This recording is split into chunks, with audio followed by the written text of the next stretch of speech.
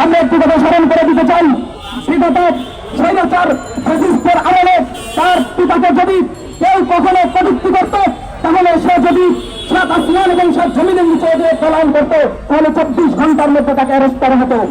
কিন্তু আমরা দেখতে পাচ্ছি অনেকদিন হয়ে গেছে এই রাখাল রাহাত আমার দেশে দেশে আমার আল্লাহ এবং নবীকে নিয়ে কটূক্তি করেছে, এখনো পর্যন্ত প্রশাসন তার বিরুদ্ধে কোনো ব্যবস্থা নেয়নি।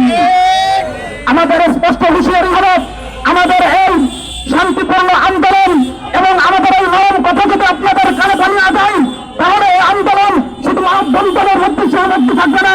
এই আন্দোলনের জোর আপনারা ঠেকাতে পারবেন না। এই আন্দোলনের জোরে রাখাল রাহাত সাথে আপনারাও বেশি চলে যাবেন। স্পষ্ট কথা হলেন, আমরা ভারতীয় প্রেতাত্মাকে দেশ থেকে বিতাড়িত করেছি, তার মানে এই নয় আমরা কোন মার্কিন অথবা কোন ভিনদেশী শকুনদের এই দেশে আমরা রাজত্ব করতে দিব। আমার এই দেশ আমরা পরিচালনা করব, আমার এই দেশের নীতি নির্ধারণ আমরা করব। আমরা কোন বিদেশি প্রভুদের প্রেতাত্মা হয়ে দেশে বসবাস করতে চাই না। সুতরাং আমাদের স্পষ্ট দাবি হল, এই রাখাল রাহাত তার ইন্ধনে এখনো পর্যন্ত গ্রেপ্তার হয়নি। সে পুলিশটি প্রশাসন এবং যারা রয়েছেন প্রশাসনের মধ্যে সকলকে তদন্ত করে বের করতে হবে।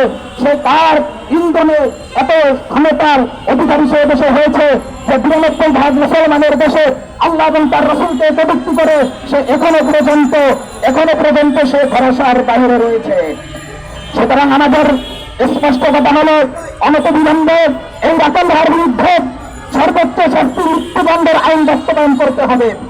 এখন যদি বাংলাদেশের সংবিধানে এই রাখাল রাহার বিরুদ্ধে মৃত্যুদণ্ডের আইন বাস্তবায়ন করতে যদি করে বাধা থেকে থাকে, তাহলে আমাদের স্পষ্ট দাবি হল, এদেশের 92% মুসলমানের দেশ এবং গণতান্ত্রিক দেশ, গণতান্ত্রিক দেশে জনগণের ক্ষমতাই সব থেকে বড় ক্ষমতা বলে বলা হয়ে থাকে।